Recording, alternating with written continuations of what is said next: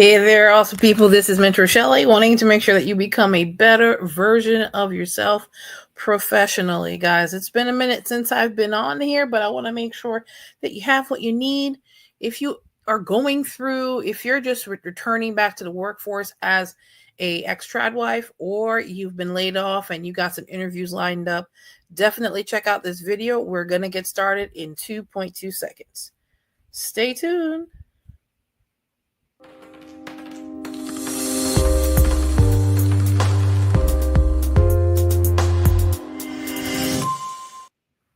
Hey there, beautiful people. This is Mentor Shelley again, wanting to make sure that you become a better version of yourself professionally.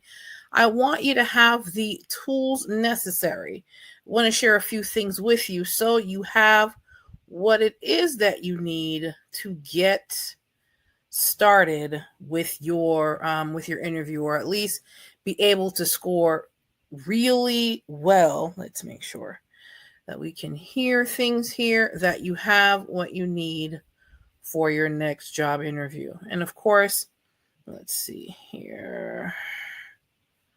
All right, let's make sure you have what you need. I don't want to put this on here unless I know for sure that you can see it properly. All right, let's go ahead and get... All right, I want to make sure you have what you need. All right, as you're coming in and saying hello, drop a like. Let me know where you are hailing from. And of course, as you are coming in, go ahead and like the video, share it with somebody that you know have, you have job interviews coming up, so to help them. To help them really do well in their next job interview. Just go ahead and go ahead and like the video and make sure you are sharing this information with them. All righty, let's go ahead and let's get right to it. Let's see here. All right, now, acing your next job interview. I want story times about job interviews and wanting to make sure that the goal here, I want to make sure this is an excerpt from my overcoming layoff workshop that I'm sharing with you in this video.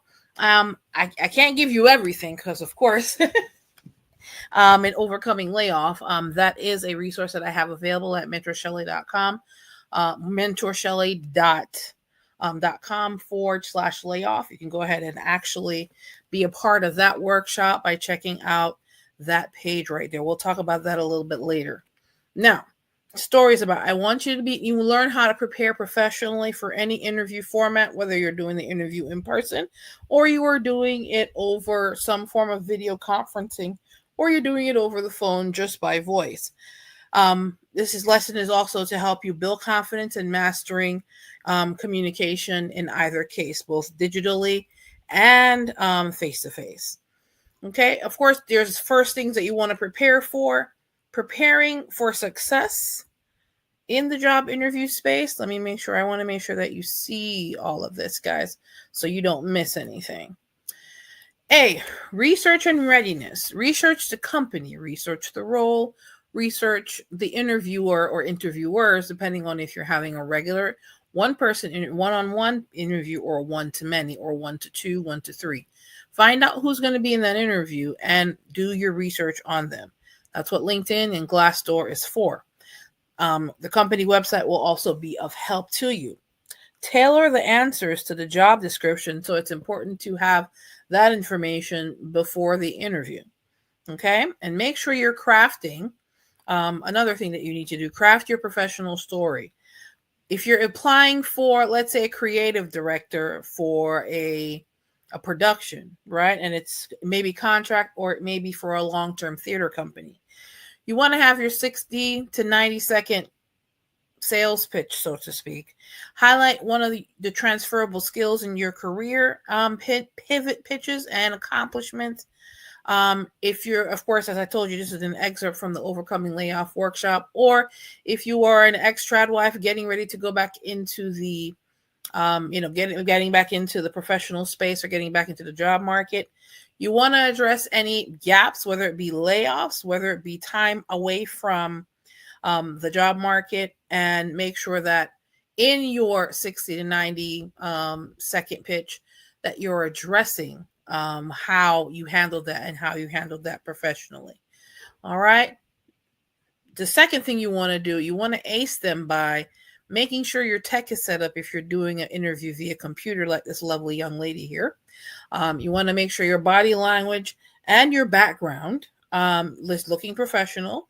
A plain white wall, there's nothing wrong with that. It's better than having Busy the dog chasing or the kids running behind you. You want to be in a room where you're controlling the sound around you, you're controlling the sound and visual environment. So you want to be in a room, doors locked, preferably. That way you're not going to be disturbed during the interview process. Remember, you're handling common challenges that, if there's any disturbance, that you can at least control that environment. Okay, mastering in-person interviews. What is that? When you're having that interview belly to belly, make sure you're making a first impression. You want to make sure that you're communicating, I'm here, I'm serious, I'm here to meet the need and exceed your expectation for this role, and I'm the best person for the job. How do you do that without opening your mouth? Making sure you have professional attire on that matches with the company culture. Firm handshake. Don't completely try to rock the hand out the sockets, but don't give him a limp handshake either. Eye contact, confident smile, small talk. Use it to build rapport, talking about professional situations, not personal. Okay. In-room presence. You want to have your posture sitting upright, your shoulders back, you're open, confident, you're not stiff. You're showing, yes, I want to make sure that that I'm here and I'm engaged. I'm looking at all the panel members with eye contact, whether you're interviewing one person or you're interviewing with 2, 3, 4 people, or you're interviewing through some kind of video conferencing system. If they can see you, you want to make sure that you're maintaining eye contact. Engage with all panel members with eye contact. Bring hard copies of your resume and a notebook. Here, I'm going to actually say something even more important. You want to have your professional portfolio with you, which has those pieces in there, along with notes and note cards, either on your notepad or on cue cards, with questions that you're planning on asking in that interview as well. Have a pool of questions ready. And based on the direction of the interview, you want to make sure you have those specific questions tailored to that particular interview. Okay. And navigating common pitfalls. If you're having an interview at 4 p.m., make sure you're either at the building. If you're doing in-person interview, you're either at the building or in the lobby at the latest 3:45. 3:30 would be best. So you want to make sure that, number one, you know where the place is. If you don't know, one of the things I always encourage, if you're doing an in-person interview, drive to that location maybe a day or two before, so you understand, number one, how to get there. 2, to make sure you give yourself enough time to get there if there's going to be traffic restraints around the time that you're driving there. Okay, arrive early, but not too early. Avoid filler words and nervous habits. And of course, be prepared for unexpected questions. Of course, there's going to be some questions that's inappropriate. I've done videos on inappropriate and illegal questions. But as long as you know that it's going to be pertaining to the job, be ready to answer those questions. Okay, answering and asking questions. STAR method for behavioral questions. They'll ask you questions like, well, if this happened, how would you handle XYZ? Make sure you want to confirm. Okay, well, you asked me, how would I handle blah, blah, blah situation? You want to repeat that, right? I would handle situations based in this particular situation. I've handled such and such in my past experience by doing, and you'll name out the things that you're answering. Prepare at least 2 to 3 smart questions for the interviewer about role, company culture, growth opportunities, and the like. Remember, guys, this is part of the pool of questions you've already prepared. So when you don't ask the questions once you get in the interview, have those ready a couple days before. Before you actually go into the interview, whether it be over the web or you're doing the interview belly to belly or in person. Follow up after the interview. What is it that you're going to do after the interview, folks? Always send a thank you email within 24 hours. Why is that important? They want to know for sure, or you want them to know that you are, one, interested, two, you were engaged and you are very interested in the opportunity, and you want to make sure that they know that you were paying attention and you were discussing different things, or in the discussion that you had, you paid attention to 2 or 3 key points that you want to address in your thank you letter. Reinforce your enthusiasm and highlight the discussion points, and make sure for your in-person, if you're able to, go ahead and deliver in person a thank you card as well as the email. It's always best to overdo something than underdo it, because if you say thank you twice, they'll say, okay, at least she's making an effort, so we know that this person is interested in the interview. Now, here is a sample, and I want to make sure you have a good idea here. A sample of this particular question. Tell me about yourself, which is going to be interview questions that you'll experience. However, when they say, tell me about yourself, folks, I'll go into why. We're gonna touch on this in a second. All right, so go ahead, and I want you to listen to this. So tell me about yourself. Well, I was born in Chicago, but then we moved around a lot. I don't really like working mornings, and honestly, I just need a job. Okay, I'm going to play that for you one more time. So tell me about yourself. Well, I was born in Chicago, but then we moved around a lot. I don't really like working mornings, and honestly, I just need a job. Okay. So tell me about yourself. All right, let's go ahead.